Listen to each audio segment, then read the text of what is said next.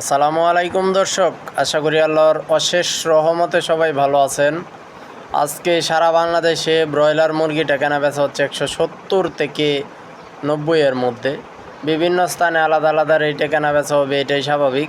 তবে গতকালকের তুলনায় হয়তো 2-1 টাকা কমেছে, রোদের তাপমাত্রাটা বেশি, এজন্য কিন্তু কমেছে।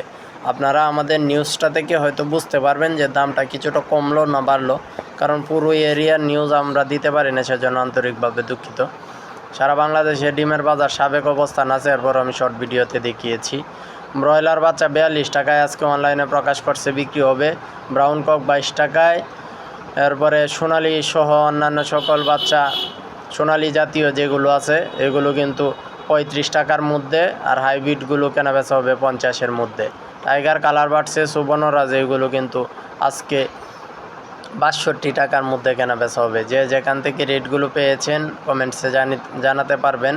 এবং আপনারা যে যে অবস্থান থেকে সোনালী মুরগি কেনা বেচা করতে যাচ্ছেন 300 টাকা সর্বোচ্চ করতে পারবেন।